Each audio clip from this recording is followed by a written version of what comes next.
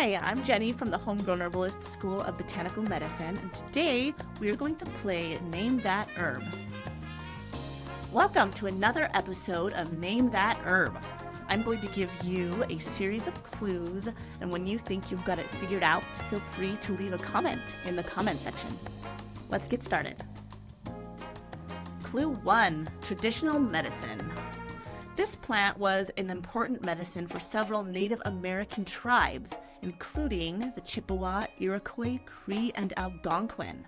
And the specific tribes varied slightly in their uses of the plant, but one commonality that they all had was that they used this plant to support urinary tract health. This plant is happy and abundant in Siberia and Scandinavia, so it's always played a really important role in the traditional healing practices in those regions, where it was also used to promote health in the urinary tract. And I personally think when you have that many diverse cultures across that many countries, and they're all using a specific plant for the exact same thing, hey, it must work. This plant does not grow in China or India, so it's not part of traditional Chinese medicine or Ayurvedic medicine. Clue 2, habitat. Today's herb is a winter hardy evergreen shrub, and it is native to northern parts of North America, Canada, Europe, and Asia. It's very hardy and it's happy as a clam to grow anywhere where it has a really lovely cold winter and sandy rocky soil. Clue 3, medicinal properties.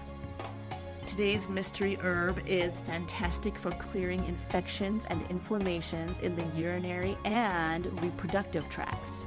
It's also an astringent, and it helps firm and tone the bladder. It's useful for addressing enlarged prostate, and this herb is known to be helpful for kidney stones and bladder stones. Clue 4, trivia. Native American and early pioneers used to smoke the dried leaves of this herb, either on their own or combined with tobacco or other herbs. It is a popular ornamental shrubbery. It looks nice and not too expensive. The good shrubbery! I like the laurels particularly.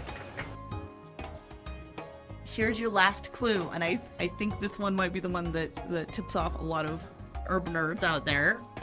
This plant it has berries, and those berries are a favorite snack for bears.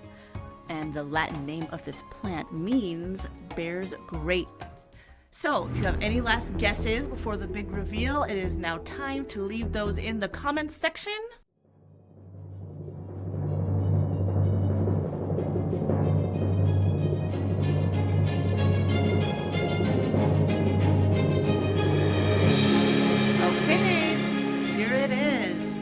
Uva ursi, Arctostaphylos uva ursi. This lovely shrubbery is also called bearberry, Knick Knick, and hog cranberry. The leaf is the medicine. The berries are edible, but they are mealy and dry and kind of sour, so they are not delicious. Uva ursi has a number of actions that make it so helpful in the urinary tract. It's a good diuretic, it's an astringent, it's antibacterial, and it is anti-inflammatory. Uva ursi also has some really unique effects on the skin. It is good for reducing hyperpigmentation and age spots. It contains a compound called arbutin, and that is what's responsible for a lot of uva ursi's medicinal properties. Basically, arbutin is a nifty little glycoside that likes to inhibit enzymes and interfere with them doing their jobs.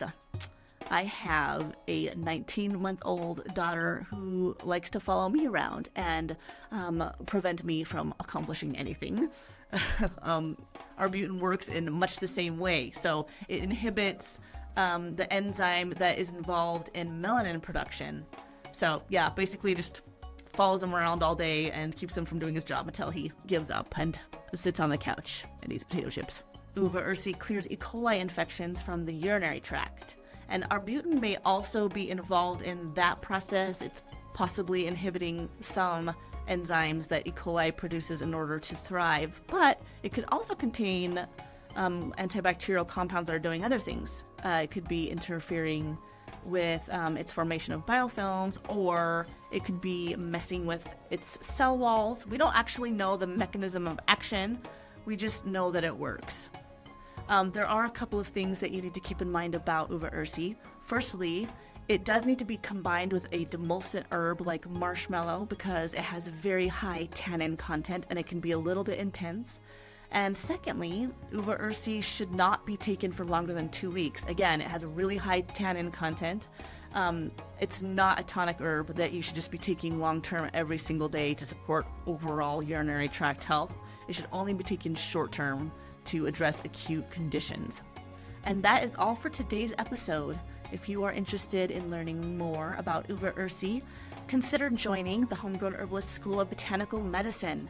We have a fantastic module on the urinary tract. We talk about anatomy, physiology, herbal interactions, pathophysiology, and we take a really deep dive into all the plants that really support that system. We talk a lot about, in particular, about uva ursi, which is really a rock star. Don't forget to like, subscribe, hit that notification bell so that you never miss an episode of Name That Herb. And leave me a comment. I would love to know which clue tipped you off. Again, I am Jenny from the Homegrown Herbalist School of Botanical Medicine. Thanks for listening.